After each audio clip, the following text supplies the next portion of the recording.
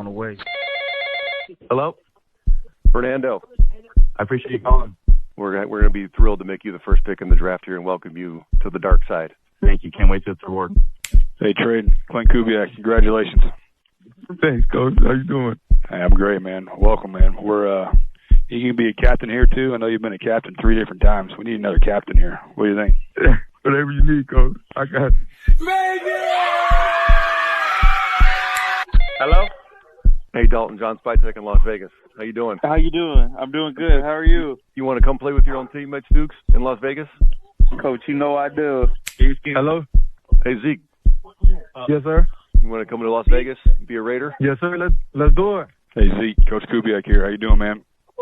I'm doing good. How you doing, Coach? I'm great. Congratulations. Welcome to the team, man. Appreciate you, Coach. Boy, you Yeah. won't regret it. Appreciate you, Coach. We're excited to have you, man. We need guys that can cover and take the ball away. Are you that guy? Yes, sir. I'm that guy. Yes, sir. 100%. Hey, Trey, Jon Spytek in Las Vegas. How you doing, my friend? Doing well. How are you? I'm doing good. You want to be a Raider? Yes, sir. All right, man. Well, hey, we're really excited to have you. Love your toughness. Love the way you can play multiple positions in the same game. Yes, sir. I can't wait. Hello? Hey, Mike, Jon Spytek with the Las Vegas Raiders. You want to be a Raider? I do. Come on. Let's do it. All right. Well, you're in. You're on the dark side. Let's do it, man. Let's do it. We got a great, Come on. plan for you. Billy, this is Jon Spytek. I'm on GM in Las Vegas. How you doing, my friend? Man, I'm doing good. How about you? Good. You want to get on a team and be a Raider? Hell yeah. Let's go. We need speed. Man, I can't wait, man. We're going to go crazy. Let's go, man. Welcome to the Silver and Black. We're gonna rock the hell out. I promise. Make sure you keep improving when you get here. You got me? Listen, I got you. Jamad, how you doing, man? I'm doing good, Coach. How you doing? Man, I hope you're as fired up as I am to get you here, brother. Welcome to the dark side, my friend. Let's go! Let's do this! All that matters is today. Stay present, man. 3.5 hours. Do the together, man. It starts with us. It ends with us. Hey, no! We got. Thank you. God bless. Thank you guys for coming. Everything we got.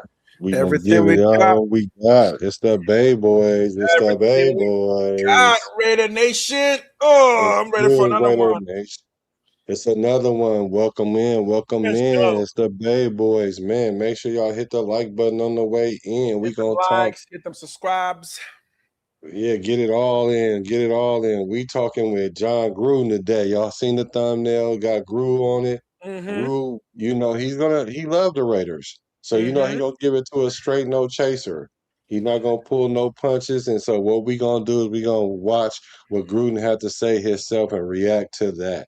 Brother, we're getting closer and closer. Are you getting excited? Yes, I am, and I don't even know how to. I also I put it. Yeah, I am. I'm ready. That's it. That's all. No more time wasting. Let's get to this. Let's get to this here training camp, and yeah. So let's see what Jon Gruden has to say. I'm kind of stoked about this. Yeah, I mean, like the rookies are getting ready to make their way back to Vegas. Because they know it's about to be time, and all the players that we signed. So the rookies should be showing up on Thursday, right? Correct. Yeah, Yes. that's in 2 days. Okay. Yeah. All right. I mean, I guess before we start, what rookie are you hoping will kind of flash in the first couple of days before the veterans show up? Because I mean, there's some questions we gotta besides Fernando. There's some questions we gotta. Good question. I'm hoping Malik Benson kind of solidifies a little bit more of that first wide receiver. Well, I mean, this is his turn. It's his chance to shine because, I mean, he's coming from the bottom. He's 6th-round pick. I think he's more of like a project, but I do think there's room for him to make a giant leap in that wide receiver room because that's what we're looking for in this camp is to see who's gonna ball out at the wide receiver position. Are we gonna see the second-year players make that second-year turn or what? So I mean, if they don't, then Vincent can slide right on in at the nut, right past these guys. Right. I think outside of quarterback, that probably would be one of the biggest positions people are looking to. Again, and the quarterback is like we've been saying, it's pretty set. There's nothing really there to Cousins is going to start, but that number one wide receiver, that's a real battle. Only because only 3 people can really fit that position: Malik Benson, Dante Thornton, assuming he makes a big jump. Besides that, I don't know anybody else who can really fit that. I guess we got the Jackson kid, Bo Jackson's. Yeah. But he's already, he's not young either. So I don't know. I think Malik Benson is the only one that could really fit in there, unless they want to bring in somebody new. Here's a question: do you think they're going to bring somebody in before training camp? I don't. I don't. I think we're just gonna rock with what we have, and then we can. And if somebody after they get, after camp, and if there is a wide receiver out there that we kind of like take a liking to, then I can see us making it. But I think it's gonna kind of depends on how these wide receivers play during camp and in these preseason games and in the joint practice, because the joint practice is going to be more important than the preseason games, because the joint practice, there's no cameras, so you get to run more of your plays that you're going to actually run in the regular season versus in preseason games. You don't do any of that because you don't want to expose anything that you got going on. So, so I think that that's going to be what tells us a lot with our wide receiver room. Yeah, I think so. I think you're right. We can get this thing started. I don't know. I'm hoping we get some answers there. But that's kind of the only position where we have no real answer. Every other position, we kind of know what the battles are, right? It's a matter of who's going to take the starting spot. We're talking like cornerback, who's going to take the second side. Exactly. That's what I was going to say. Left guard, who's going to take that position. Bonsanua was talking today about JPJ, saying it's about time for him to essentially shut up and put up, right? There is no more blaming the coaches, no more blaming this. It's just like, are we ready to go? Yeah, but he never blamed anybody. Like I don't think he ever did. I think we were blaming before him. To be honest, I don't think he ever blamed anyone. Yeah. Actually, the cool thing about him is he, outside of football, he really doesn't. He's just a football guy. He's not on social media. You'll never see him. He doesn't talk a lot. He just gets in that field and he just starts knocking people around. So, including himself. And I think once he stops knocking himself out, that would bode really well for the type of player he can become, because he's got the pedigree, he's got the size, he's got the measurables.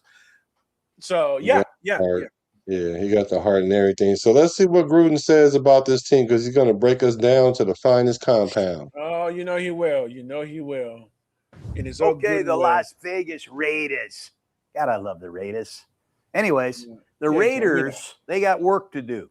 We all know that. They were 3-14 last year, 1-5 in the AFC West. They play their games in the beautiful Allegiant Stadium right on the Strip in Vegas. Man. Real grass. It's not really a home game advantage, because these other teams are buying all of our tickets. They're really pissing me off. I mean, I see more Steeler fans than Raider fans, and I see more Bronco fans than Raider fans. Quit selling your tickets. But the Raiders have a new head coach, Clint Kubiak. Kubiak comes to the Raiders from the Seattle Seahawks, where he was the offensive coordinator. We'll get into Kubiak in just a minute. Great offensive coach. They also are led by John Spytek, the general manager, who comes from the Tampa Bay Buccaneers. This is Spytek's second season in charge of the Silver and Black. And they got a guy named Tom Brady helping. Can you imagine having Tom Brady walking around your facility? We can imagine. Nice. We have the Raiders are 7-27 in the last 2 seasons. We want to see the GM results. John Spytek, he has given the Raiders a facelift, man. They're going to have a brand new look to them. A lot of coming and going here with this franchise. They hit the reset button. Head coach Clint Kubiak comes in with 2 new coordinators, Andrew Janocko and Rob Leonard. Former defensive line coach, has been appointed as the defensive coordinator. All 3 of these coaches are under 40 years old. So there's a youth movement that's the first in good Vegas. Point. That is the first good point. Yeah, I think that's something that we kind of craved for, that we wanted some exactly fresh like young coaches. Like we Young needed coaches. we needed to have a fresh offensive look, not so traditional. Because the NFL has basically went youth Yeah. movement. Yeah. So I think that's something that was imperative for us. And I also think that goes really well with the fact that, again, I keep saying it, Raiders are one of the youngest teams in the NFL right now. It's just that we don't really talk about that anymore. There used to be a time when we talked about how the age of an entire team. We don't do that anymore. But having such a young core of players with really young coaches with really good offensive mind and defensive mind, the thing is, like, if the Raiders break out, it's going to be a really big breakout when it happens, because if all those minds start clicking together, it could easily become a 2-3 years. The Raiders are right there shooting for the hunting for the Super Bowl type of deal. So that part alone is really exciting, and I'm really glad he brought that up, because again, that compared to last year where it was age movement, right, that didn't work. So now we're going to try some youth movement, and I think that's just brilliant. But we also brought in some good guys, some veterans that he's going to talk about. So yeah. I kind of like that. Kirk Cousins comes in from Atlanta at quarterback. They brought in some off-the-radar wide receivers. Jalen Naylor from the Minnesota Vikings. Derek Young, a receiver from the Seattle Seahawks. They brought in fullback Connor Hayward from the Steelers. And they brought in a big-time center, Tyler Linderbaum. Gave him a lot of money to be in the pivot for the silver and black. He comes in from the Baltimore Ravens. They also signed Spencer Burford, former starter. I don't know. That's the first time I heard that term. Yeah, me too. I would think that it means because, and this is me speculating, it could be like, I don't know, because he's the center, he can pivot to the left or pivot to the right. Right, yeah. It also, I don't know, your O-line is pivoting on what he does. Like, as good as the center is, that's usually what defines the O-line. Because if your center is a punk, then the O-line is a punk. So he's the pivotal player, and he's in the middle. So it's like you're a pivot point for the left side and the right side. So I that was just new for me when I heard Gru say that. Well, the thing with Gruden is he kind of has his own. He does his own Gruden glossary stuff. So he throws out terms that don't exist everywhere, because again, that's what great minds do. Again, Shakespeare made up a lot of his own words that we use now. If you needed a way to explain something, just kind of make up your own words. You do that. Yeah. But I'll look it up and see if there's an actual term for it. Starting guard with the 49ers, and on defense, man, they totally made over their linebacking core. Nakobe Dean comes in from Philadelphia. Quay Walker comes in from the Green Bay Packers. They bring in Benito Jones, a nose tackle from the Miami Dolphins. We did. And Tyrod Johnson, 30-year-old nickel cornerback of the Buffalo Bills. A lot of newcomers.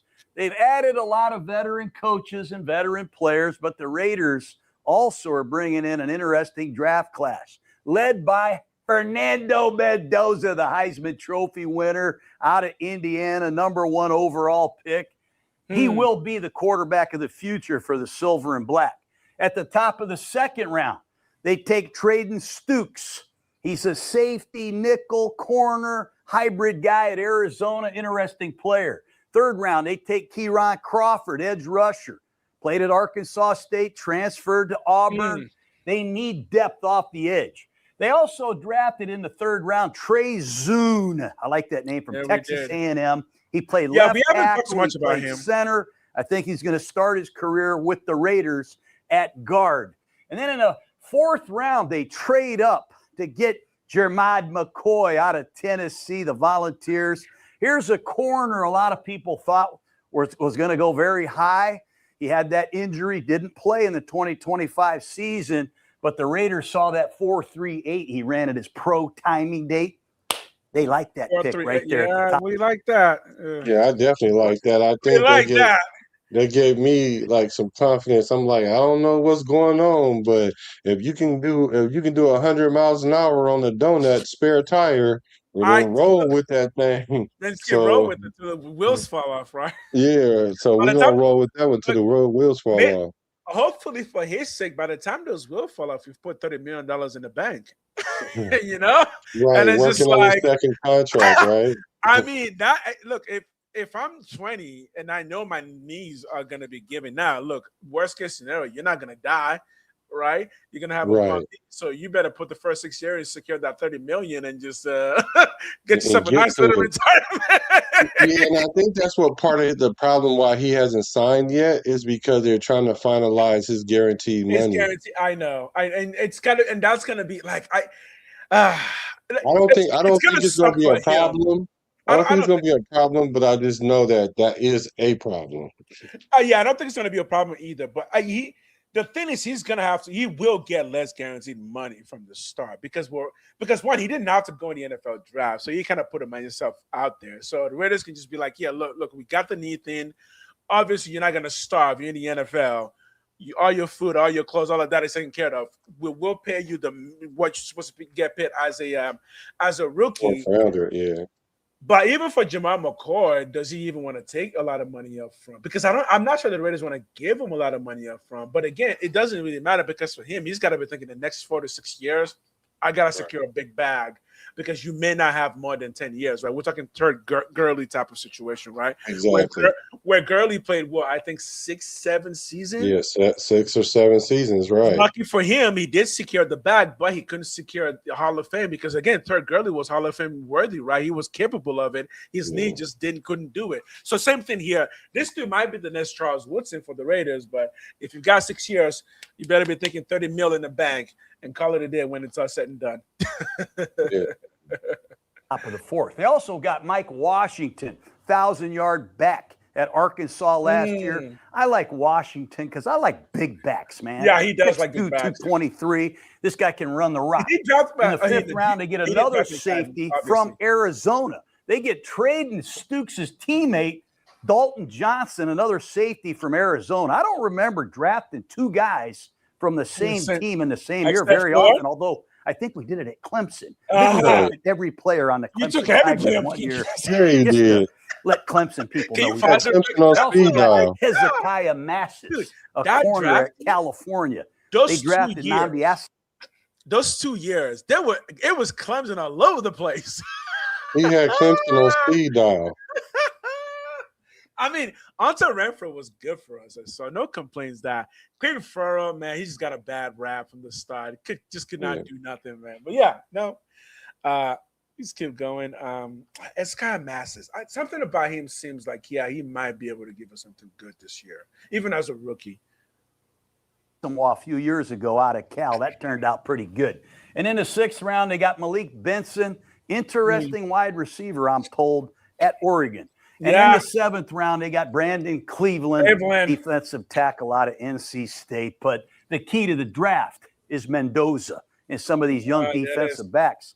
They're bringing in 4 of them to get this secondary right. But when somebody's coming in, we haven't even talked about that much, but the Raiders really packed the defense when it comes to trying to galvanize that defense. And a lot of the UDFAs we picked up were also defensive players. And we've been telling people that the side of the Raiders that's most unsure is the defense, because honestly, we know who the offensive leaders are. We know who's going to be top target. We know who's going to be top running. We know who the best linemen are.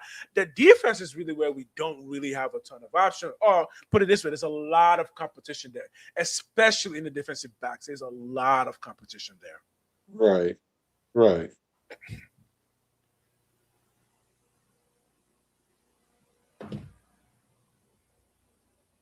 All right, somebody's leaving the house. You got to make room, Head coach Pete Carroll, 1 year and no longer the head coach. Kind of a surprise. Chip Kelly, I think he got a $6 million a year contract to be the offensive coordinator. He didn't last the season.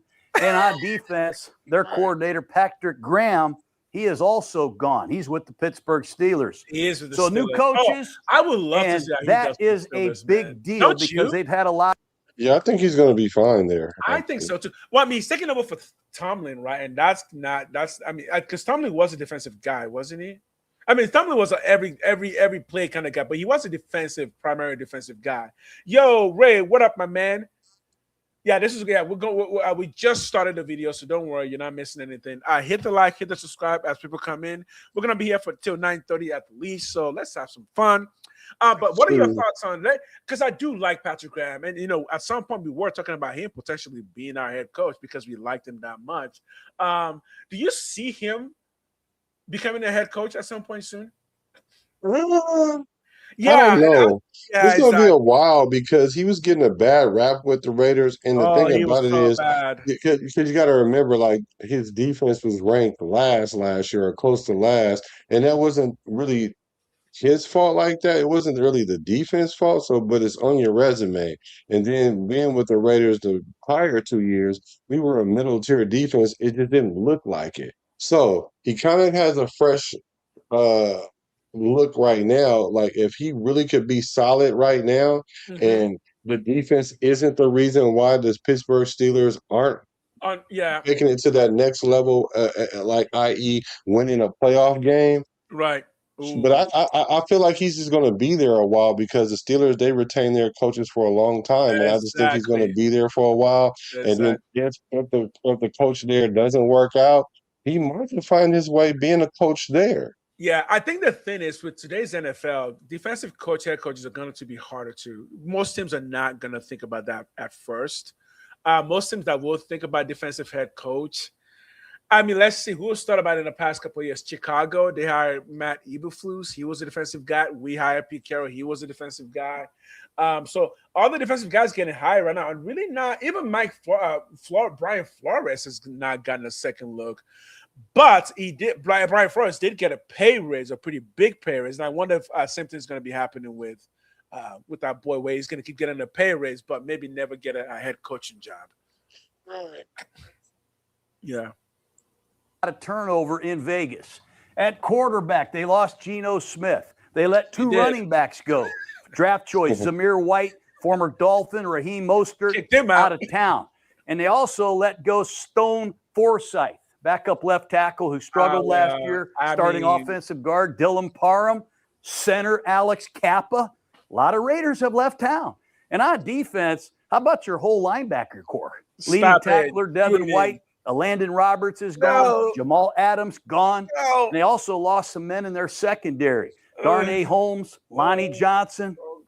They even let their place kicker, Daniel Carlson, go. That kind of surprised Come me. on, man. You know, the Raiders haven't won a playoff game since 2000. That's a low blow. That's a low blow.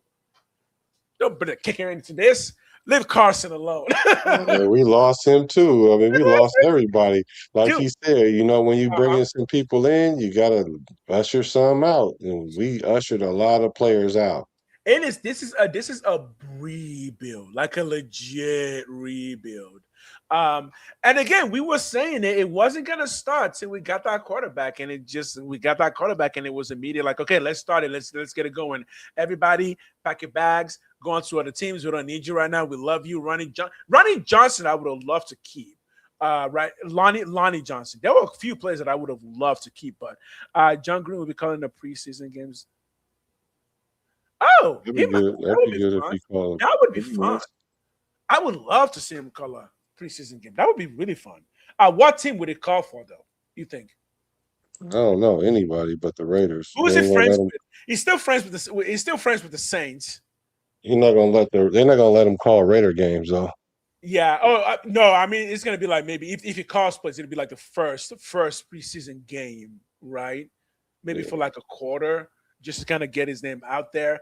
It wouldn't happen with the Raiders because we have a rookie coach. We can't do that. We need our coach calling out the plays that he can get. Yeah. I would love to see that. That would be fun to see him call a play. I would love to see that. 2002, but to put that in perspective, Fernando Mendoza was born in 2000. Kicker Daniel Carlson go. That kind of surprised me. You know, the Raiders haven't won a playoff game since 2002, but to put that in perspective, Fernando Mendoza was born in 2003. It's been a long time. Come on, Raiders. They haven't had a lot of continuity.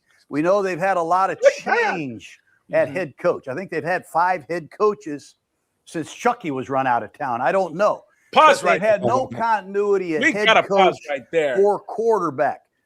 That's what you call missing no words. He straight up said it. I was ran out of town. My name is Chucky, and I was so mad. I remember I was on vacation with my in-laws, and I was just so fucking pissed when that happened. It's like, are we? It felt so childish to me. Like, you're gonna fire a coach because you found some emails with some naked boobs, and it's like, what is this? Let them. Well, I think the whole thing was they were mad at how he was talking about the commissioner at the time. So, the Raiders are got to think of, we just so anti-establishment that they stick it to us at every chance they get. And so I'm with you. I'm looking at it. I'm like, y'all investigating emails for this over here. Yeah. Y'all happen to see this right here, and now y'all focused on this right here, and y'all just found a way to just derail us because we really were. Let's put it this way. And I see you, Flores. You graduated 2002. I was 04. I was 2004. Look, when it comes to things like coaching, people don't care what boobs you're putting your face in. It's just how does it affect the team. And in that particular instance, it didn't affect the team at all. I think the NFL just wanted some kind of blood. I think they just needed somebody to take a hit for what seemed to be a giant issue for them. So that whole thing was a bummer because that year the team was good before Gruden left, right? Weren't we like 4-3 something before Gruden got kicked out? And that's why we were able to make the playoff because we did start off really well. I think we started like 5-2 that year.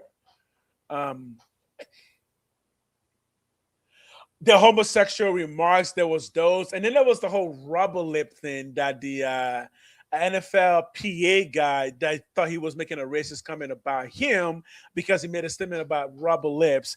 The whole thing was just weird. It was just like, okay, man, come on. We're definitely looking for a sacrificial lamb. And again, the Raiders just have to fall on the sword, Yeah, so when Gruden left, the Raiders were 3-2. 3-2. And we ended up 10-7 that year. 10-7, yeah. So, yeah, I mean, Gruden was figuring it out because when he came in, that was a rebuild. I mean, that boy cleaned house. He cleaned house. I mean, obviously, give away Khalil Mack. You can't get more house cleaning than that.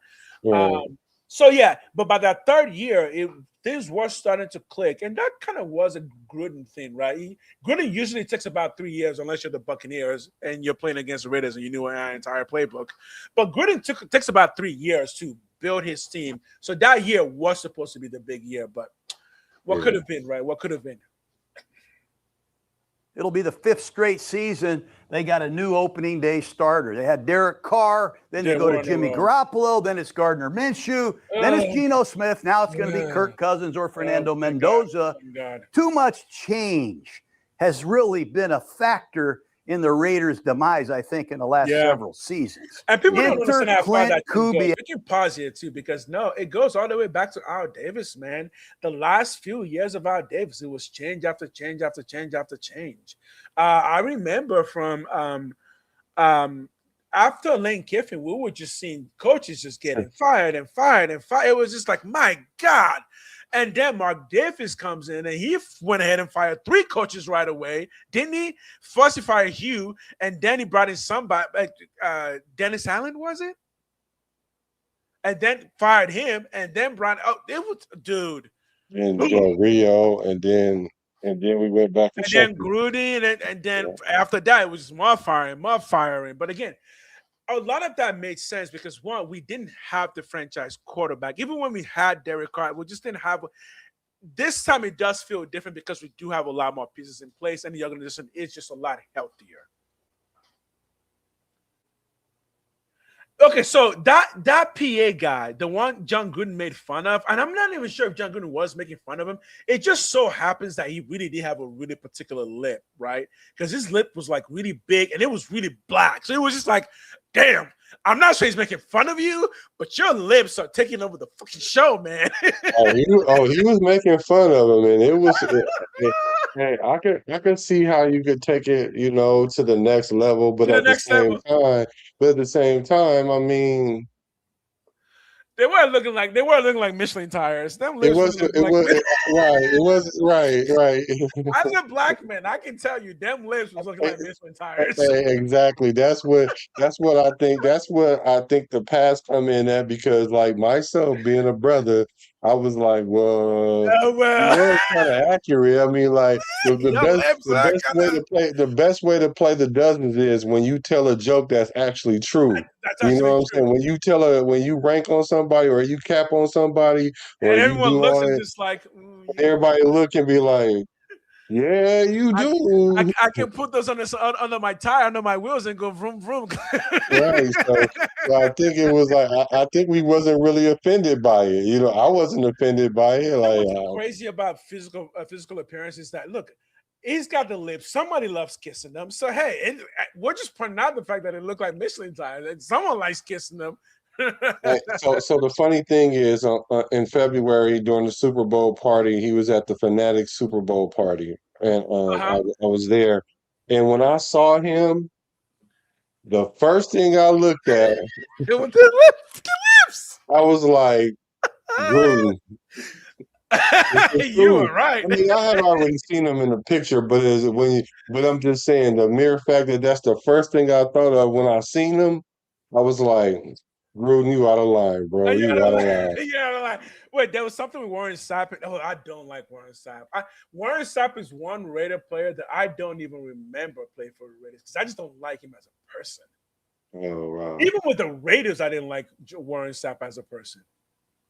Yeah, I think I liked him less when he came here. I liked how Right? I liked him when he was with Tampa Bay, but then when he came here, it was like, you are a Raider, but then he was talking shit about the Raiders. Yeah, then he started doing that, and then he started getting caught with the hookers at the Super Bowl or wherever that was then at. He started talking trash about Al Davis, talking about he's calling. I'm like, bro, man, we're gonna kick your ass back to Baltimore, back to Buccaneers. Get out of here. And he just was a little too wild. Like, it was a little too wild. He is one. I mean, even Antonio Pierce wasn't a Raider because he never played a game, so he just wasn't a Raider. But Warren Sapp, I'm willing to say, yeah, you were something. You were something, not quite what we wanted. But he did have a good season with us. He did have 10 sacks on 1 year. He did. And Warren Sapp was fucking amazing as a player. Warren Sapp he ended his career with us too, though. He ended his career with the Raiders. So. Oh, yeah. Once a Raider, always a Raider. I did do a show about that. It's true. It's true. I'll give it to him. I just didn't like him very much as a person. Right. Just to be honest, right? Who could solve a lot of problems. Not only has really been a factor in the Raiders' demise, I think, in the last several seasons. Enter Clint Kubiak, who could solve a lot of problems. Not only do they get a young, up-and-coming head coach, they get a guy that can really call plays and coach quarterbacks and run the offense. The guy's outstanding. Remember, the Raiders' offense last year was a disaster. I mean, what do you say when you're, like, disappointed? What do you say, Clay? What do you say when you're last in points per game, 14.1? What do you say when you're last in 245 yards per game? Rushing 77 yards a game. What about last with 64 sacks allowed? Oh, my God. 31st in yards per drive. No. 31st in time of possession per drive and 31st in drives. We're 31st in everything. Not good. So they need So we have nowhere. If the Raiders increase by 10%, if we increase by 10%, that would be good enough to be considered a good team. Just an increase. That's how bad we were. Anything higher than 10%, the Raiders could be really, really surprise people. Right? Yeah, I think they are. I think they are too. And we're seeing why. Once you start looking at those numbers, for people who didn't really watch the Raiders last year, like once you start understanding the numbers, you're just like, oh yeah, no, you can't do worse than that. Yeah. I mean, I'm sure if any team can find a way to be worse than that, it would be us. But I just don't think under this regime that's going to happen. No, I think it'll actually be the Jets who will find a way to be worse than that. It'll be the Jets. Kubiak to come in here, put his playbook in, and everybody buys into it, and you'll see some improving. I promise you that. One thing that's alarming to me, looking at the Raiders' schedule, this is the 7th most difficult schedule in pro football. So the thing about that 7th most difficult schedule, so it's a couple ways that they use a metric to determine that. They determine it off of I guess the team's win-loss record from last year, and they don't account for like the changes or anything like that. So I think that the Raiders are somewhere in the middle with their schedule overall. But that it is kind of tough because we do play a lot of tough teams, but we also played the last place team in the I think the NFC in the NFC. So we play the last place teams. So it kind of like balances out. So I think we're more in the And for middle. me, here's the thing: Gruden does love the Raiders for sure, Ray. Mm-hmm. Here's the thing, though: all those tough schedules is the reason why the Raiders are going to surprise. Because the thing is, we play such good teams. Our players have no option but to play hard. Unless they want to get blown out 30 points a game, they're going to have to play hard. Yeah, they're going to have to play to the level of competition for sure. Exactly. And we're starting that with the season, so it's not like we're going to have to wait till 12th week to figure out what we've got. No. By third week, you guys got to start rolling because people are coming in here thinking that you're going to be the weak link. You're going to give them that guaranteed win. So I think the Raiders are going to get off much more competitive much quicker this year. Let's see. Raiders strength of schedule. Let's see right quick. It says okay, here we go. The Raiders strength of schedule. The seventh hardest ranking uses the traditional method, which only looks backwards at how well their 2026 opponents performed during the previous season. Because several of those teams had high win percentages last year, the formula flags the schedule as highly difficult. Now they said we have the 19th ranking comes from advanced models like Sharp Football that use Vegas projected win totals for the upcoming season. Right.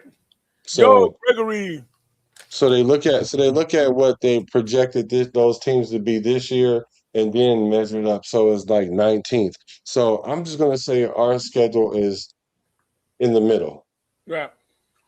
And Gregory just came in and just said exactly what I was thinking, which is that the toughness of the schedule is actually good in our favor. We don't end up there. They got to get going right away. Yeah, for sure. I mean, they got to play some tough games, man. They got no primetime games. I say we'll fix that. We'll flex that, won't we, NBC? We'll flex that after about 7 or 8 of these quality Raider games. You'll see, but no primetime games on the schedule. And I'm sure Coach Kubiak is going to use that as motivation. Okay, we'll show all these networks. The other thing is they got to play Seattle. The Rams, who have already. Yo, chat, welcome in. For those of you who are joining us, hit the like, hit the subscribe. We're going to watch this Gruden. We're just watching this Gruden video. That's what we're going to do today. No one breaks it down like Gruden. When it comes to NFL, Gruden, no one breaks NFL down like Gruden. He's talking about the Raiders. And again, everything he's saying here is good. And he just mentioned from a coach's perspective that not giving us any primetime games should be motivator for the coaches to say, hey, look, they don't even believe in us because it's our first year and everything. We're going to go out there and we're just going to start smacking people in the mouth. Right. And I think by week 5, we're going to start talking if the Raiders are going to be getting some flex. Because, again, the NFL instituted the flex 2 years ago. And this is part of the reason why. That at the beginning of the season, there's some teams you just don't think are going to be that great. If those teams start performing close to the end of the season, let's give them a flex game and make them national so everybody can see them. And the Raiders are a perfect team for that. Imagine if 3 weeks left, the Raiders are getting a primetime game. That's gonna be a great story. So I'm excited about that. Yeah, that's what I was saying. Like we didn't deserve any primetime games with the performances we've been putting out there. Like who wants to watch that? We didn't even want to watch a lot of our own fans didn't even want to watch it. So I know it's not going to be a national thing. For the past 2 years. Oh, sorry. Go ahead. Continue. No, but we can definitely change it to like the flex games where these teams that supposed to be really, really good and the Raiders are on the come up. Yep. Then we can get a flex game for sure. And there's a place where I think legacy would matter. If it's still Raiders who are kind of fighting for a wild card spot, I think being that we are the Raiders and the legacy team, we would be getting those flex spots. Because I bet you there are a lot of NFL fans that are not even Raider fans that would just love to see the Raiders be a good team again, right? And have that mystique be relevant every week. Mm-hmm. Yeah, no, I agree with you. We shouldn't have the tough schedule like that, and we were at the bottom. But Yeah.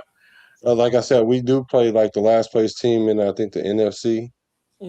It's because we're playing. It's because of the teams the divisions that we're playing. Because remember, we have to play everyone in a particular division. We just happen to be playing a division that includes the Seahawks, the Niners, the Bills, right? Yeah, we just got a really difficult schedule with the divisions that we have to play against. Yeah.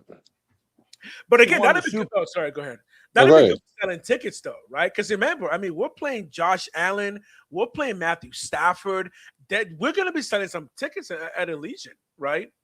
So, yeah, or hopefully we're not selling like Bruce said. We don't sell them out. we're not selling. Yeah, exactly. We need our home field advantage. We definitely do. Super Bowl and fitted for their rings. They got to play the Bills. They play the Seahawks, Rams, and Bills. At least they play them all at home. That could be an advantage if we don't sell our season freaking tickets to these guys. Last but not least, the turnover ratio's got to improve for the Raiders. They only took the ball away 16 times last year, and they gave it away 23 times. That was a -7. They were 27th in the league in the turnover ratio. What's that sound again? Yeah, it's got to be resolved. Special teams. They have a great punter. I'm not talking good. I'm talking great. A.J. Cole, been to the Pro Bowl, should go again. But they have a new kicker. Already talked about Daniel Carlson. He's out of town. They signed Matt Gay. Matt Gay is on his 5th team. He kicked for the world champion Rams. He was on 2 different teams last year, Washington, San Francisco, 84% kicker. He needs to win this job, and he will be battled. Sorry, can we pause? Are we really thinking Matt Gay is going to be the kicker? Are we hoping Tokyo Toes does what Tokyo Toe does? I don't know. I don't even know what he does. I just need to see both of them in competition.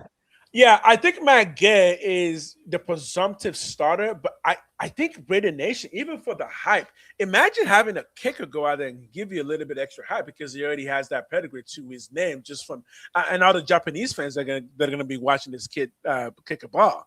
Like, I would love that story to be a part of the Raider story as well. At the end of the season, we're kind of going, yeah, Tokyo Toes. He's not just a football player, he's a superstar in his country because he's the first NFL player to Japanese NFL player, and have that be part of the story as well. I would love that. I mean, the storyline would be nice, but I need you to earn it because that's how heartbreak start.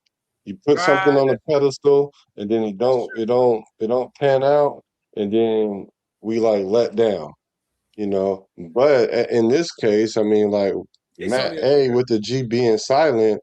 I mean, like he been on 5 teams. Like it's not like we're bringing somebody in that we know that, you know, he's really really good. Like this guy can legit get his job taken by a rookie. Right. Before we start again, most underrated roster spot on offense and defense. That's from most underrated roster spot on offense and defense. Most underrated roster spot on offense is probably that left tackle, because we keep talking about trading Colton Miller, and I'm like, why would you trade Colton Miller when you got a new rookie quarterback that's coming in? That's the last thing you want to do is like get rid of the left tackle, especially try to groom a new guy to play left tackle. I could see if we were going to put somebody there that play left tackle, like we would literally have to grab somebody that hasn't played it in a while. So yeah. That's a good one. That's underrated. That's a good one. I think for me on defense, I would say the defensive line because there's a lot of change there. With Kwity Paye coming in, I've already mentioned Hemingway taking the next step, Keon Crawford. And I think this year we can't even look at the D-line as individual units. We have to look at them as one unit because it's going to be different defense. We're going 3-4. So I think that entire unit is going to be underrated because I think people will not realize just how good Kwity Paye is on the field because you're not seeing a lot of sacks. But I think once you start seeing him play, you're going to start realizing, oh, shoot, they can't even get past this dude on the run. Like, once you're stopping teams, once you're putting teams at like 3-7, 3-10 because you're stopping them on second down, you're going to start realizing how good someone like a Quiddy is. So I think the defensive line is the underrated. That's really going to say. And I know Max Crosby is there, so you're thinking obviously that's not underrated. But I think you're going to realize that even with Max Crosby, that the guys that we brought in are going to be doing some pretty special stuff. Yeah. You love See, Japan. I lived in Japan. A lot of fans are rooting for the Tokyo Toe. A lot of fans want the Tokyo Toe to get that job. I lived in Okinawa for 2 years when I was in the military. I love Japan. Nice. So but let's not make an emotional hire just because the story is good. Right, Let's find somebody that's competent. Then again, he's only a kicker, so it'll be a good story to move away from if he doesn't pan out to be what we hope he will. True. Be. So, yeah. True. The former Hawaii Rainbow. Listen to this. Kansei Matsuzawa. This guy was 27 out of 29 on field goals, 40 for 40 on PATs. He was a Lou Groza finalist. There's going to be a battle at the place kicking position. Let's get into the offense. Let's go Raiders. You know that? Tokyo taught himself how to kick. You're watching YouTube videos. Yeah. He went to YouTube University. Mm-hmm. Okay.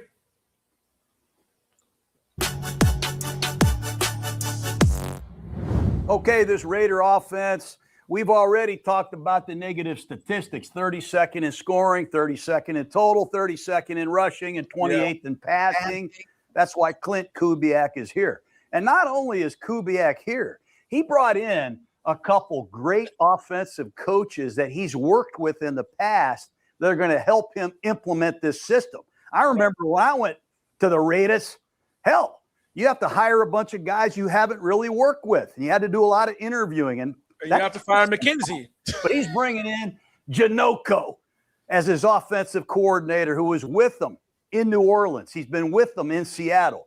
Right. And most importantly, he gets Rick Dennison, a great offensive line coach who has a lot of ties to Coach Kubiak and Kubiak's dad, Gary Kubiak, over 30 years of work in the National Football League. These are two great hires coming in with Clint Kubiak to fix this offense. You're going to see a lot of personnel groupings with the Raiders with Clint Kubiak in town. That's why I love watching his tape. They're going to use 12 personnel, 1 back and 2 tight ends. They'll use 21 personnel with Connor Hayward at fullback. They'll get into some 2-back sets for Ashton Genty, their running back.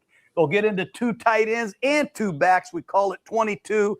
They'll also use 11 personnel, 1 back, 1 tight end, 3 receivers. You'll see it all with Clint Kubiak based on the opponent they play. Let's give a real quick snapshot of who Clint Kubiak is in the National Football. That's really exciting because saying that we're going to see so many different packages because of who Gary Kubiak is, tells me that, one, obviously Gary Kubiak is a football guy. His father was a football guy. He's been learning football since he was probably 2 years old.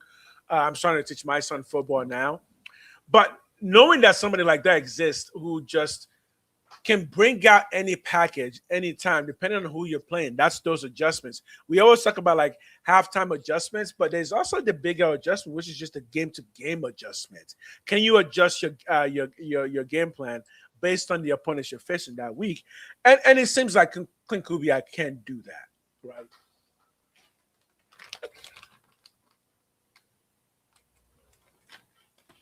In his first season in Seattle, they win the Super Bowl. They're 3rd in points, 8th in yards, 10th in rushing yardage, and 8th in passing. I call it balance. The ball distribution is excellent. Running backs, tight ends, wideouts, they all catch passes. Sam Darnold, under Kubiak's guidance, he went to the Pro Bowl, threw for 4,000 yards. He threw 25 touchdowns and 14 interceptions and played great in the postseason. Before he was with Seattle, Clint Kubiak was with former Raider Derek Carr in New Orleans. And when Carr was healthy, he had this Saint offense humming, man.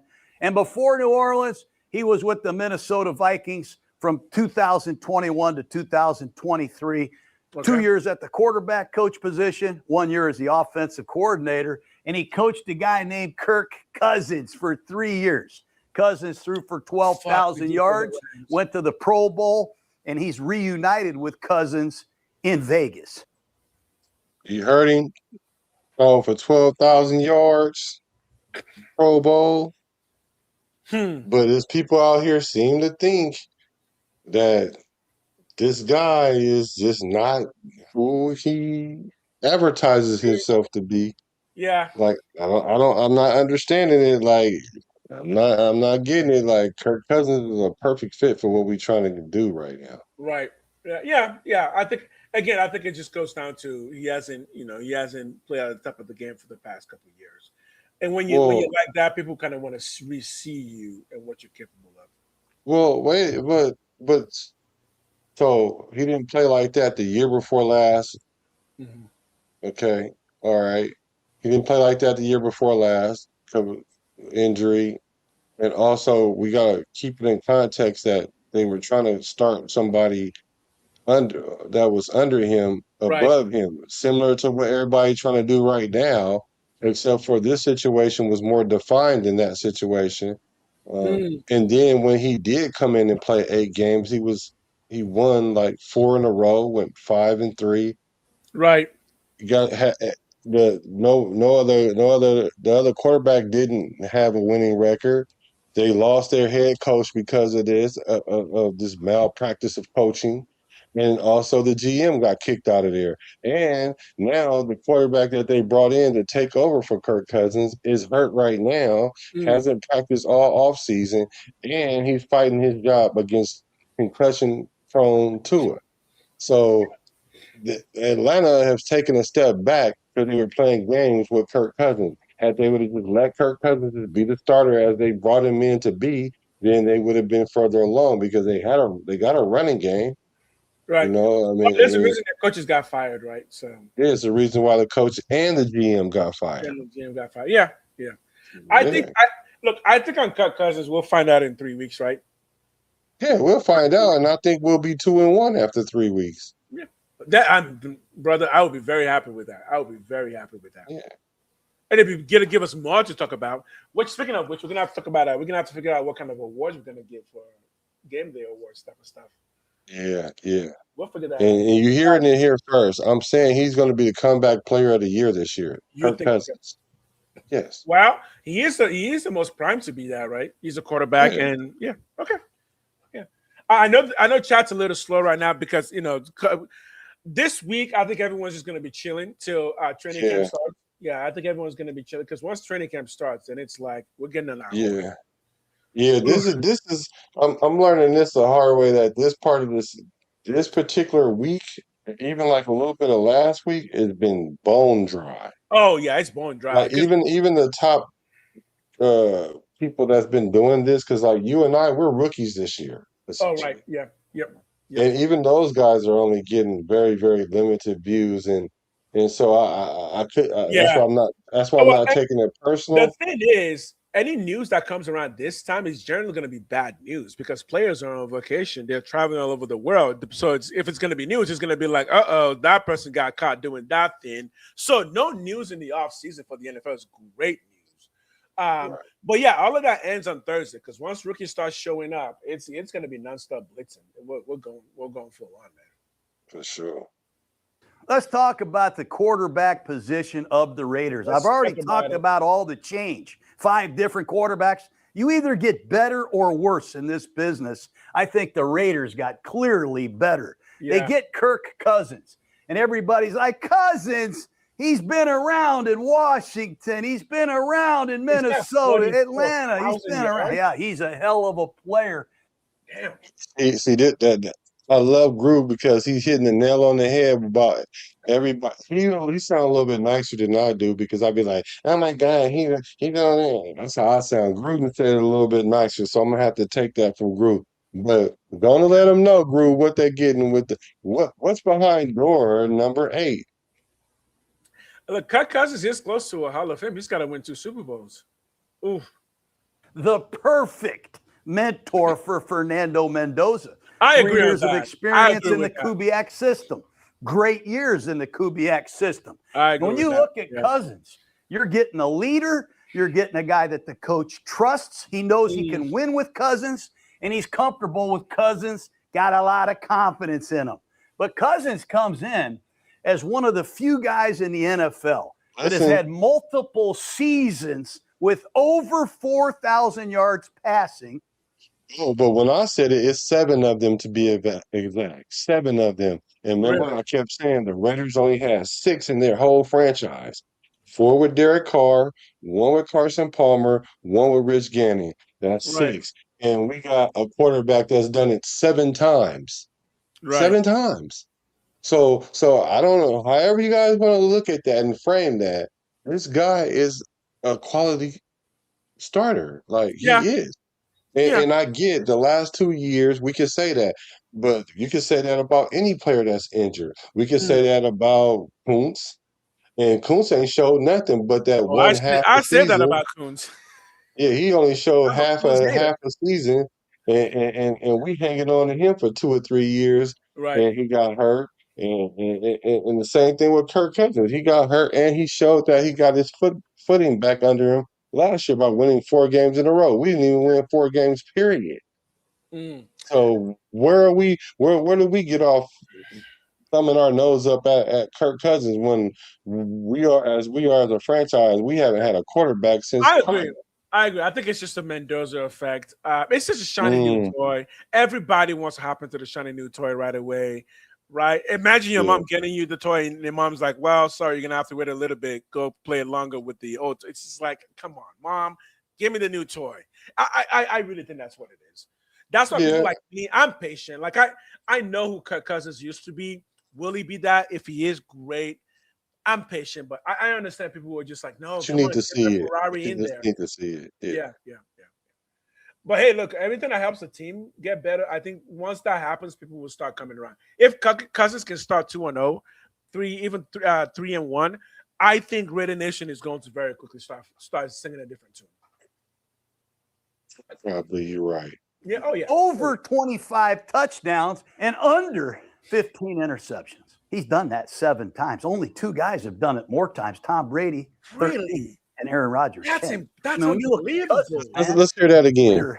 15 interceptions. He's done that. Seasons with over 4,000 yards passing, over 25 touchdowns, and under 15 interceptions. He's done that 7 times. Only 2 guys have done it more times. Tom Brady, 13, and Aaron Rodgers, 10. I mean, when you look at Cousins, man, he's thrown for 49,700 yards, 19th all time. Kirk Cousins has 296 touchdown passes. And both those quarterbacks he named, they're 30. They played well into their 30s. Yeah. Even to the 40. Yeah. Yeah. Look, I'm slowly coming around. Hey, look, I don't have any more than 7-8 wins this season. But if Cousins can get 10. Oh man, I don't know about 10, but I think he can get us to 7 or 8. Yeah. If he can get us a playoff, I think. Again, if he gets us a playoff, everybody owe him a big apology. Exactly. He will become a kind of a legend with the Raiders in 1 year. An instant legend almost. So that would be the thing. I don't know about legend, but instant. He would definitely get instant. It is legacy chasing at this point. Is what is your legacy going to be? One, you already got one legacy as the most guaranteed money quarterback in the NFL. But that's only for your pockets. The question is, what are you doing for your team? If you can get a team like us to the playoffs in 1 season, trust me, your name will be Raider Nation will be singing your name for a long time. You know. True. It's hot out. People are getting wet and dry. It is hot. It's so hot out. 298 career touchdown, 44,000 yards, 66%. Come on, man. No, that's good. That's really good. So to me, that's not a. We're talking career. That's not a stat. That's not a person who just builds stats, because you can't just build stats like that in the NFL. You have to legit be that person to do that. Like, that's not just a stat chaser. Like, that's not like NBA where you can just go score a hell of points, get a layup. Teams ain't playing defense. I'm sorry. Yo, Ray, I just got the joke, the getting wet and drowning joke. I think I just got what you meant by that. What do you say? If it's hot out, people are getting wet and drowning, not on YouTube watching us, right? Yeah, as in everyone's on vacation. Yeah, like this is prime vacation season. This is prime vacation season. Mm-hmm. Because college school starts back up for the U.S. Middle of August. So yeah, in about 4 weeks, schools are starting up again. Ah, man, already. Football's almost here, dude. Man, this is the most excited I've been for in a long time for Raider football. For obvious reasons, and also because I'm a YouTuber doing rated content and that I want to make money doing this. So my excitement is even higher, you know. Yeah, you should be. I am too. Let's finish this up. We got 30 more minutes. Completion percentage, 66.7%. That is 7th all time. His passer rating is 96.8 all time. That puts him at 12th. And game-winning drives, he has 33. You like that? Kirk Cousins has done a lot of good shit, man, in the NFL. And he's here to mentor the chosen one, Fernando Mendoza. Talk about talent and work ethic. It's that combination, I think, that Mark Davis, Spytek, and Tom Brady saw in this kid. Remember, they were at the national championship game snooping around down there in pregame warm-up. They saw everything. How many guys do you know that win the national championship, win the Heisman, and become the #1 overall pick in the NFL? I can only count 3 guys. I can count Cam Newton. I can count Joe Burrow. And Fernando Mendoza. And they're all good. Mendoza, all 3 of them are good. 25, 16. 2 of them are good. And that was part of my point is that, yes, I know the stats for rookie starting is bad, but the stats for rookies who won the Heisman Trophy and the national championship is really good. It's really good because that's the point where it's just like, oh, yeah, you're just made for this. Yeah, we go back to Cam, we might can bump the numbers up a little bit, but Joe Burrow got hurt his first year, though. His first year, yeah, he got hurt his first year, yeah. But for anyone who's thinking like Mendoza's going to be a bust, it's like you're not realizing what we're talking about. Like for someone to win the Heisman and the national championship, you are literally talking about the best college football player that year. Yeah. And that's the thing. People are like, well, if you go 2 years ago, would he be drafted over Caleb Williams? Well, I think if he won the Heisman Trophy 2 years ago, yeah, he would have been drafted over Caleb Williams. You don't understand. Winning the Heisman and the national championship is really, really hard to do. Only 3 people have ever done it. and be undefeated. Undefeated. Come on, man. But you think that somebody will have drafted Caleb Williams? I don't think Caleb Williams will have been drafted for Fernando. I really don't. Okay. 72% complete, 41 touchdowns, 6 interceptions. Good God. I mean, the guy ran for 276 yards and 6 more touchdowns. So he's big, he's smart, he's competitive, and he is a dual threat.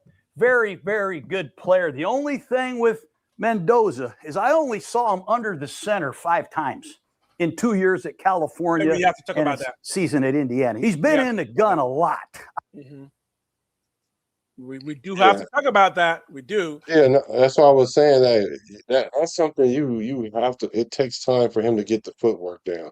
It takes time for him learning how to read the defense from under center. It's not the same as reading defenses when you're in the shotgun. Not to mention, he was doing a lot of RPO. The offense is RPO based.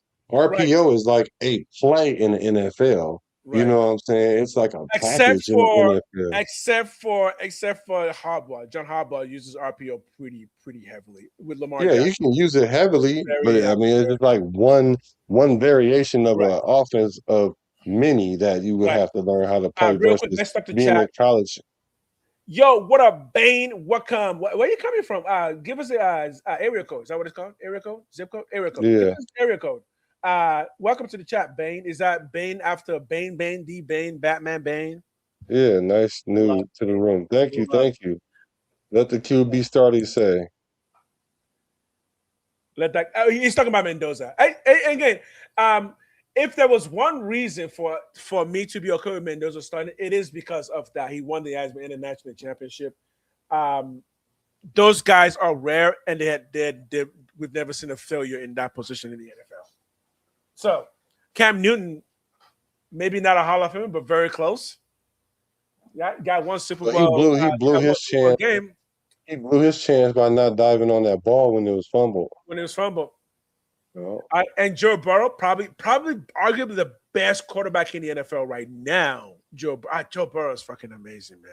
Anyways, let's Yeah, get maybe. Yeah, if he's not the best, he's top 2 behind Josh Allen. Yeah, exactly. Obviously, except for those 5 plays. But Clint Kubiak in Seattle last year was under the center 53% of the time. So that'll be a little bit of a transition for Mendoza, getting the footwork and the rhythm, kind of like Caleb Williams had to do in his first year under Ben Johnson. It can be done and will be done. That real quick. It'll take a little time to get him comfortable. Because remember, this RPO thing was the biggest hit against Mendoza, except when I looked into it. Pretty much every college quarterback, the top were all running RPOs. Yeah, for sure, because that's the trend of college. Exactly. I was like, what y'all talking about? Everyone's running RPOs. If Caleb Williams can go from RPO to this, are you telling me the guy who won the Heisman and national champions can't? No, that's it's not a matter of if he can or can't. It's the learning curve, how long it takes. Yeah. Because everybody was saying, well, put him in right now. Like, you can't put him in right now because he doesn't know it. Right. It's going to take him like 6 games before he feel comfortable to the point where he doesn't have to think about it as much. Mm-hmm. It's going to take some time for him to get to that point. Not an off season. Matter of fact, not even a rookie off season, because a rookie off season isn't the same as a second year player off season. Exactly, especially Fernando's rookie off season. It's not like anybody else. Exactly, he was everywhere. On ESPN, because he has to be in all those places by obligation, right? So it's just a different off season. And I think, again, to your point, the coaches and Tom Brady understood that, and that's why they brought in Kirk Cousins, knowing that. Yeah. Chances of him being ready week 1 is going to be really, really. At least you don't want to put too much pressure on him. Yeah. Right. The boy was so busy, he denied going to go see the president. Man. I know. He didn't even go to the White House because he was in camp. You know the number one hookup the nation is trying to do right now? Fernando Mendoza and that skating girl, the one who won the Olympics. Oh, really? Oh, yeah. The nation is trying, not Raider Nation. America's trying to hook those 2 up. Oh yeah, they've been tagging them all over the place, because they're both young, they're both winners, and Yeah, and they want to have a ultra competitive baby. And then of course, Myles Garrett shows up with Chloe Kim, and we're just like, what the? That's your wife? God, wow, right? So yeah, it makes sense. There is pressure in this business, and I'm sure Fernando will feel the pressure. He's going to be hearing all the people chirping about the Raiders. The last first-round pick they took at quarterback was Jamarcus Russell. The one before that was Todd Marinovich. The one before that was Mark Wilson. Oh. This guy's different, man. This guy's different. You will see, Raider Nation. I agree. The real deal. I agree. Prove that to me, will you, Fernando? But I think one of the most interesting things about the quarterback position in Vegas is what in the hell happens to Aiden O'Connell, man. I love Aiden O'Connell. When Josh McDaniels was in Vegas, I saw O'Connell have some really good games. He's got prototype size, he's tough as hell, and he's a pinpoint passer. So right now, the Raiders have 3 quarterbacks. I'm sure you're going to see a ton of Mendoza and O'Connell in the preseason. I told y'all this. I told y'all. Well, okay. We put on these are my glasses that I call these the I told you so's. When I put these on, I mean I told y'all so, because I was telling y'all this preseason is not going to be like, oh, this quarterback plays one game, not a full game, but and this quarterback is going to start this game, and this quarterback. It's not going to be none of that. You're going to see lesser Kirk Cousins. You're going to see a whole lot of AOC because he's auditioning, and you're going to see a little bit of Mendoza. That's what you're going to see. It's not a true quarterback competition. Here's a question. Here's a question, Nation. Who takes the first snap of preseason? Oh, it's going to be AOC. You think? Sure. No. I don't think it's AOC. The first snap of preseason? I think it's going to be Kirk Cousins. The first, so he'll get one snap. He'll get the first drive or 2, maybe. The first drive. Yeah. And then after that is going to be AOC. Okay. Next question: when do we actually see our boy Mendoza, Fernando Mendoza in the preseason? When do we'll see him first game? We'll see him first game. First game? Okay, what quarter? Probably like the third. The third? You think he's gonna open the half? Ah! Yeah. We're gonna sprint out the gate, and in front of everyone is gonna be Mendoza just going, I'm here. Yeah, I think the third quarter. I think at the halftime we'll go with him. That would be so hyped if he comes out the gates leading the team preseason. So it's not gonna be super serious, right? It's just like, hey, and then runs the first play. Oh, dude, I'll just fall to the ground. It'll be over for me, man. You're gonna have to call me some 911. It's gonna be done for me, man. Someone please call 911. My wife is gonna be like, honey, are you okay? And I'll be like, no, Fernando is here. Anyway, right. Man, Raider Nation, we have reasons to be happy. We have reasons to be happy. Yes, we do. We do. Keep an eye on what happens with O'Connell before this training camp is over. He's a good enough player to play in this league. Oh, hint, hint, hint, hint. Hint. Right. Hint. And it gave me the Gruden. Watch out. Right. Keep your eye out on Aiden O'Connell, because he might be on the move. Yeah. Oh man. Yeah, I think he will. Kubiak's going to have a balanced offense and great ball distribution. What Kubiak does that I like is just what his dad did in Denver. He'll run the ball until you stop it. And when you stop the run, he is going to throw some bootlegs and play action passes at you that are downright nasty. Yeah. A lot of plays that start off looking the same that are different. They're going to create a lot of conflict in your linebackers. And if you have a safety that gets nose trouble, good luck.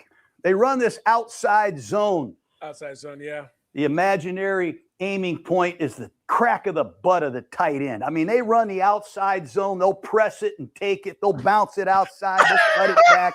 They've made a living with the outside zone. The Seahawks were 10th in the NFL last year in rushing, 125 yards a game. Put this in perspective. With the same backs and pretty much the same offensive line, the year before, Seattle was 28th in the NFL with 95 yards rushing a game. Really? Kubiak and Dennison, they know how to coach the running game. It's going to work. The Raiders are going to be much improved running the football. And when they start running it, just as I said earlier, I think the best thing the Kubiaks have always done is set up these play action passes and bootlegs. Last year in Seattle, 27% of their passes were play action passes, and they had 7.6 yards per pass. That's where they get the chunk yardage. The only team that averaged more yards per pass last year was the Patriots at 7.7. 7.7. Here's what I've been saying about our receivers. That exact 7.7, that's Jack Besh. That's where he's going to live. Like getting that 7 yards. I think that's where he's going to feast. Because that 7 yards is first down on most plays, right? Because on second, if you get 7, it's a first down. And that's what I've been saying. Like once you start looking at what we have, you can see the design. And once you start putting in those averages, like if you need 7 yards, who are you going to? Brock Bauer, Jack Bash, Michael Mayer, right? You can go to quite a few guys, especially if you run the ball on first down, right? Mm-hmm. And then it's second and 7. 2nd and 7, yeah. Right. That's if you underachieve at running. That's still 2nd and 7, right? Which is cool though, because you keep the defense honest. And then if you averaging 7.7 yards, that's a first down on second down. Exactly. Or at worst, or minimally, it'll be 3rd and 1, 3rd and 2. Now you're in a position where you can either run the ball or pass the ball. And on that 3rd and 2, we're not going to go for a 7 yard. We're going to throw it down the field. Down the field. And that's where someone like a Trey Tucker and Dante exactly come in, right? Exactly. Yeah. Exactly. I like it. The Raiders last year, not a good play action passing team. They averaged just 4.9 yards per pass. Y'all hear that? That? You want to know why? Because we were play action on first down without running the ball. Never. That's why. Yes. That's why. Yes. That was one of the worst in the league. So they're going to get better at running and play action passing.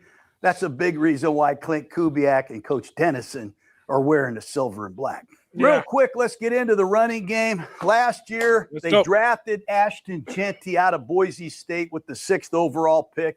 266 carries, 975 yards, just 3.7 yards per carry and 5 touchdowns. You know, all the other Raider running backs combined for just 41 carries. So it was always Jeanty all the time. And I think under Clint Kubiak, they're going to have a complimentary back to split the carries a little bit and lighten the load on Ashton Jeanty. That's where Mike Washington, their 4th-round pick out of Arkansas, comes in. This for you, chat. You just said a split. What do you put it in chat? What do you think the split's going to be? What would the split be? I will say 70-30. Fuck you, man. That was not planned. I mean, who says jinx first? Right? Jinx, no jinx, you owe me a Coke. But the thing is, that's what's ideal, though. Because because 80-20, he probably could do 80-20, right? He could but do why do it when you have a competent running back that's backing him up that could actually score when you give him the ball? Like, for real. Because when I was watching Mike Washington's plays, what I was noticing is like, on 2nd and 2, put this dude in, do that. He can either break it for 5 and get you that, or you can break it for 60 because he's got a 40 speed in the open speed. Like once he gets past linebackers, it's done. Right? Yeah, and then Jeanty gonna have an attitude. He gonna come in and act a fool because he's like, if he bought one for 60, I gotta bought one for 60. Yeah. Because there's already people questioning Jeanty, saying he doesn't have the it factor, or he's not that guy, or he's not worth the 6 picks. And I'm like, what? Did you see that video of Jeanty dunking? Yeah, man. I thought that was AI as far as he was away from that rim, the way he jumped up there. Boy, I'm 6 foot and I can't touch the rim. That boy's right. And it wasn't like he dunked it right at the rim. The boy literally grabbed the ball and flew to the rim. Oh no, that boy's a freak. The boy's a freak. Yeah. Athletic. Yeah, he is. Oh my god. I was just like, nope. Yeah. I think sports is hard for some people to understanding that if you can see a body do things that is just like, oh wow, yeah, that actually means something. So telling people that's why Jeanty's so hard to take down. He's so strong. Yeah. Top to bottom, right? Mm-hmm. Do you want to keep going, or you want to do defense? We can do defense tomorrow. I mean, next time we go on, or you want to go through? Let's do defense next time, because this is long. We still got a whole. Oh yeah, no, let's do defense next time. Okay, so we'll finish up the offense because they haven't even talked about Brock Bowers yet. We can just try and come back in tomorrow. I know we always say we're gonna do back to back, but we can. Well, tentative. Yeah, we both have family, so it's fine. It's fine. Them babies come first. Oh, okay. Here we go. Let's go, Washington. Get yourself ready to go. But I think the run game has a chance to get better because it's a rebuilt offensive line. They've got new schemes. They've got a complimentary back in Washington. They're going to be under the center more instead of these slow developing shotgun runs. Under the center runs will really help Jeanty. And they're going to use a lot different personnel groupings, which we've talked about. A lot of reasons why they can get better. A 2-back system, Charbonneau and Kenneth Walker in Seattle, Ashton Jeanty and Mike Washington in Vegas. Block the plays better, man. I mean, 50% of Jeanty's runs last year were from 11 personnel, almost always in the shotgun. And when you're in 11 personnel with Brock Bowers, he's really not the classic blocking tight end. I think it makes it tough for Jeanty to consistently make yards. The Raiders don't have a true number one receiver. We'll get into their receiving core in a minute, but they do have the great Brock Bowers, who had a historic year as a rookie. He missed several games last year with injuries. He's back and healthy. The only significant addition the Raiders made was ex-Minnesota Viking Jalen Naylor. He played for Kubiak in Minnesota. Naylor is interesting. He played 50% in the slot, They had Addison, they had Justin Jefferson, but Naylor did have some production last year, and he does make some splash plays. The Raiders' receiving core only accounted for 1,690 yards last year. That's the third least amount of yardage by a receiving core in pro football. That's not good. So I'm anxious to see, what does Coach Kubiak do with this personnel? I really think they're going to use a lot of 12 personnel. One back, Genty, two tight ends, Michael Mayer and Brock Bowers. And I think you're going to see Trey Tucker and Naylor play a lot at wide receiver. I look to see a lot of 12 personnel from this year's Raiders. Brock Bowers, a historic rookie season. Last year, he still led the team with 64 catches, and he missed, half the season. The guy can line up inside and out. The issue I have with Bowers is most of the time he runs routes from the slot. He runs them from out wide. Very rarely does he run a route as a conventional tight end. And in Seattle, with A.J. Barner, Elijah Arroyo, hey, most of the routes those guys ran in Seattle, they were conventional tight ends. Will Brock Bowers become the Raiders' version of Jackson Smith and Jigba? I don't like. I don't either. But I think he's saying in terms of yardage, not or how about targets? Targets, yeah, I like that. Is it yards, or it could be both? I mean, So I think he's saying that not because the people that brought up the idea of him, Bowers running wide receiver, and I said no, that's a terrible idea. He's too big. Yeah, me too. Where is that? But I could see him getting 1,700 yards from a tight end. No, that'd be too much because there's not a lot of deep threat from tight end. I think he could get about 1,300 yards. I can see 1,300 yards. It's a lot. I can see him doing it too, though. I can see him doing it. I just don't want him. I just don't like the idea of us using him as a wide receiver. As a wide receiver, exactly. I don't like that either. I don't mind him lining up there and making plays from there. I don't mind that, but relying on it is two different things, because if you start relying on it, I'm telling you, the defense is going to hone in on that, and they're going to try to hurt him. They're going to try to hurt. I would be surprised if Kubiak is thinking that, because no, I mean, you've already seen where Brock Bowers plays best in college and in the NFL. I say you keep him there, right? I mean, Jalen Naylor might be the one that I'm not paying enough attention to. 440 yards last year. If he can bump that up by another 300 yards, that's around 700. Maybe that's what it is. So Horace, so let me clarify with Horace. So I actually think the same thing that you do, that AOC is only going to be here for Kurt's only going to be here for 1 year tops. My boy, Bad Rated, though, he does not. He has a different opinion, but I think Kurt's only going to be here for 1 year. Well, I'm not totally sold on that yet. Like, I think if he was to get 9 or 10 wins, we got to keep him. I think we got to, but we don't have to, because it's been proven already. Like Alex Smith, when he was with Kansas City, it didn't matter. He had 4,000 yards that year. He balled out, and they still sent him out. They traded him anyway, right? Exactly. That's why. That happened to us too. I can see that happening to us too. But me personally, I think that we shouldn't do that, because our team is so new. And if Kirk Cousins comes in, we know we're going to get the best out of him for these 2 years, and we can make a playoff run. And if we don't make it to the playoffs the following year, or if we start off slow, then we can pivot from them.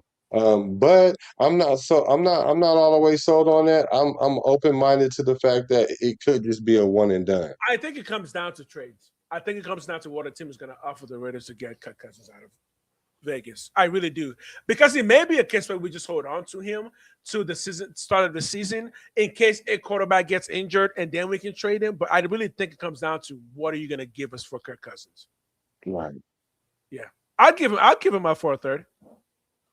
Yeah, that'd be good. I'll give him a 4/3. Yeah, that'd be good. At least I hope Cousins wins enough games that we can at least consider trading him for like a third. Yeah, but I don't even think it's going to come down to a trade, because if what happens is, if he comes out this year, we'll just decline the team option. That's what we're going to do, because of the money, and then he's going to shop himself, because he's going to be like, well, look, you guys really want to play Mendoza. I know you do. And if you guys aren't emphatically telling me, look, come in, finish the job that you're doing, and then if you're not coming that way, and if you're just saying, well, this is a contingent thing, then he'll probably shop himself somewhere else where he can play 3 years and retire. You know, the crazy, I'm about to say something that's going to support Black here, okay? Because the crazy thing is, if you look at some teams in the NFL, like the Green Bay Packers, their quarterback success for the past 2 years has been built on their quarterback sitting more than 1 year. Yeah. Aaron Rodgers sat 2 years. Jordan Love sat 2 years. He's had 3 years. He's had 3 years. So there is that too, because I know Clint Kubiak is coming in, and people are thinking because Clint Kubiak is coming in, he's going to want to start with Mendoza, but maybe sitting Mendoza for 2 years may not be a bad idea. And I think Raider Nation will not be against that if we end up being a playoff team this year. Yeah, we shouldn't. We shouldn't. I think that's the only way that I would be like, okay. But yeah. Well, that's the only way I see that though. If we win 8 and 9, or see, like I said, it's the 8 wins. And we went like 7 and 10, then I'm like, yeah. We might can mess around and win 5 or 6 with Mendoza at this point. You know what I'm saying? So it's not that much of a gap, because 7 wins is not close to a playoff, really. 8 wins is not really close to a playoff. 9 is, and it usually take 10 to get in, but that's before they added the extra game. So 9 and 10 wins, 8, 9 and 10, or really 9 and 10. I will add one more caveat. It also has, if we get to the playoffs, it has to be that Kirk Cousins is not the reason we lost that playoff game. Because at that point, the question becomes, well, couldn't Mendoza win it? Yeah. Couldn't Mendoza have just done that? Mendoza's a winner, right? So he couldn't win it, put in the winner, and let's go. Because you will have that conversation. So I think Kirk Cousins has to make a playoff, and it has to be pretty clear that he is not the reason we lost that playoff game if we lose it. Yeah, it probably won't be. It'll probably be because our defense is not young. There are many reasons, right? There are many reasons that could happen, but it shouldn't be Kirk Cousins because, again, it should not be him. Right, you're right. It should not be him for sure. You're right. Because he needs to be the leader in that. He needs to be, yeah, exactly. Because again, the question then will become: Fernando Mendoza's done it at the college level. He won the national championship. He's a leader of men. I mean, and look, we have to love that about Mendoza. He's a leader of men because he's already done it. He's already led men to one of the biggest games on the entire earth competitively, and he won it pretty handedly too. There was never a debate that Mendoza was that game's MVP and I had the whole thing on wraps. You know what I mean? So we can finish up the offensive side here. I really like this, honestly. This is a really good video by Jon Gruden. Yeah, let's finish up the offense. Let's see. That guy, JSN, he runs routes from everywhere. I think the biggest issue with the offense last year was the offensive line. I mean, they gave up 64 sacks. They had some running plays that weren't blocked properly. There were some scheme issues, some personnel issues, and some technical errors that really hurt them. Now they got a new offensive line coach in Rick Dennison. There's going to be a brand new scheme. We've talked about the outside zone. A more committed running attack. They're going to be blocking running plays more than passing plays. Right. And you're going to see the pocket move, man. Bootlegs, quick game. They're going to change the launching spot of the quarterback, and hopefully they're not coming from behind every week. I think that's a big reason you'll see this offensive line get better. Rick Dennison, I don't want to undermine what he has done as an offensive line coach in this league for over 30 years. 4-time Super Bowl champion, man. 2025 last year, he was the run game coordinator of the world champion Seahawks. Really? He has long ties to the Kubiak family. So this offensive line is in good hands.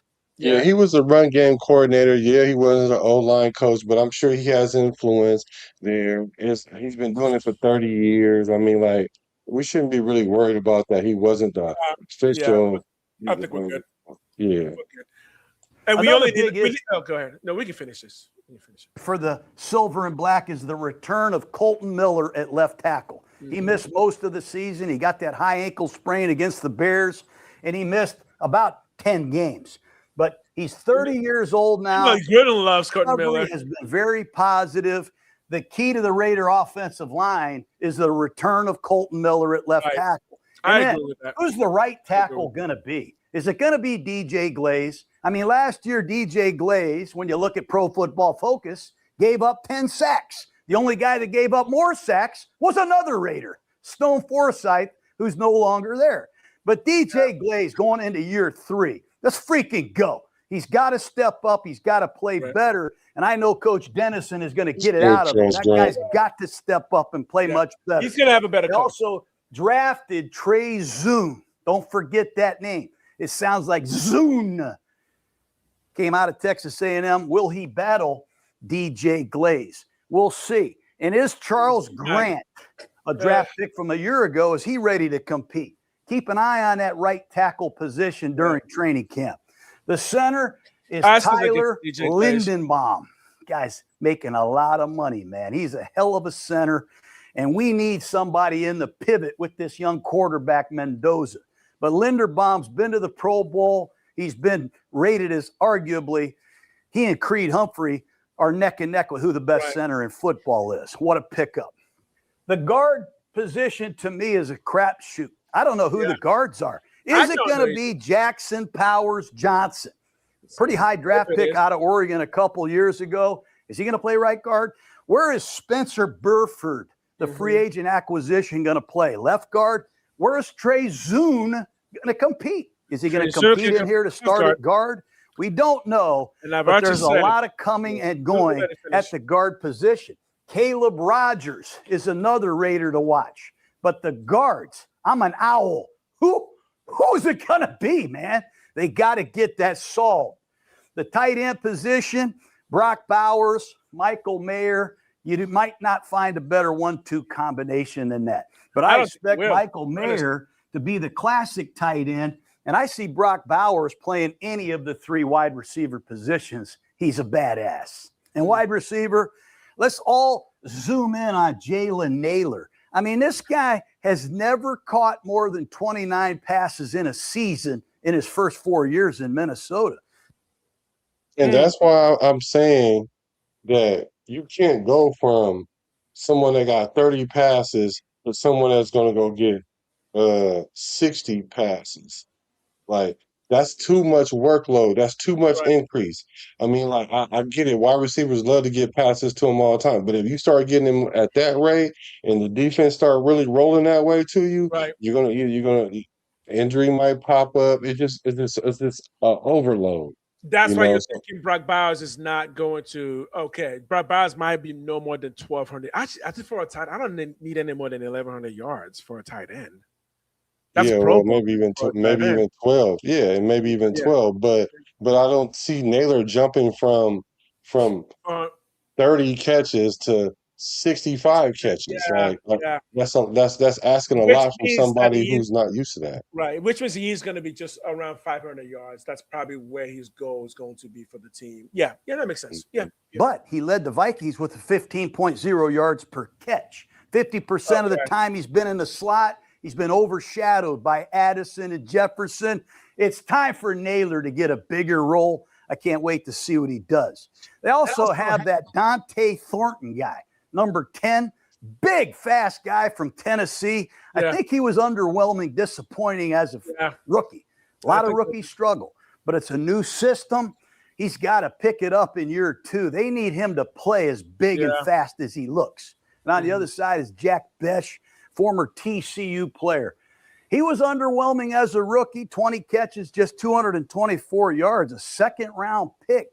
They need Thornton and Besh to come alive. They need Jalen Naylor to pick up his play and become a great pro football player. But the guy I love, ask me, Jake. Who is it? It's Trey Tucker. Trey Tucker is a Gruden grinder. He brings speed. He brings conditioning, yards after the catch. In his 4th season last year, 57 catches, 696 yards. He had 5 TDs. This guy's a playmaker, man. He's got great conditioning. They hand him the ball on jet sweeps. He's a load to tackle. I love Trey Tucker. But again, you might see Brock Bowers playing in the slot. You might see Bowers playing everywhere. But this young receiving core has work to do and things to prove. And the feature back is going to be Ashton Genty. We all know he struggled making big runs last year. Hell, the Raiders were last in football last year in plus 10 runs. The Seahawks had 55 of those. They were made the seventh right in the statement. league. He didn't have to But add just his money. The Raiders are 3.7 last yards in per football. carry. He's got to continue to improve in the passing game as well, not just as a receiver. He caught 55 passes, but as a blitz pickup guy. And we have already talked about Mike Washington, the former Arkansas Razorback. He's wearing number 30. He's got to come through as the complimentary back. They also have Dylan Laub, number 23 out of New Hampshire. He's a good kick returner. So there's your Raider offense. They got to decide who the quarterback is going to be to start the season. What is Fernando's role? What are we going to do with Aiden O'Connell? And what is this offensive line going to become, particularly at guard? And who are the receivers after Trey Tucker? Let's find out. Okay. That's the end of the offense. I think he made the right statement by saying the Raiders last year were last in football. Whatever we were playing, that was no damn football. If playing football was a competition, y'all know we were last. Let's not miss words. Yeah. I think it's good to see a coach, a Super Bowl winning coach, break down the reasons why the Raiders will have to be a better team next year, because the bottom fell out last year. There was no bottom. It was a black hole, right? And we just got sucked into it. Nothing. There was no bottom. So, but now we got some real pants in the game, like some legitimate pants in the game. And I don't. Unless we just get hit by a mass injury where we got 2 players on offense and 2 players on defense who go down, I don't see how it is not going to be a much, much better rated team this coming year. Yeah, I mean, we have versatility because depending on where those injuries are, we have players that can fall right into those positions. So we got depth in positions that we didn't even have players in last year. So we definitely have upgraded for sure. Exactly. Okay, I think that's gonna be it for me for today, man. It is. You know how it is. We appreciate y'all for hacking into the show. Of course. We appreciate the love. We appreciate the loyalty. The team playback. We appreciate y'all. The people that's in the tranquility room. The people that watching but don't comment. Yeah, we appreciate y'all. And we see all of that because our stats do show us who's here and who's coming in after the show's over. So so make sure y'all hit the like button to help this student algorithm. We're getting one day closer to camp, y'all. So you already know what it is. It's one nation. The Raider Nation. And I'm a Raider. You're He's a Raider. You're a Raider. From the Bay to LA to Las Vegas. There we go. Can't get any better than that. Peace. I'm a Raider. From the Bay to LA to Las Vegas. Rest in peace to Al Davis.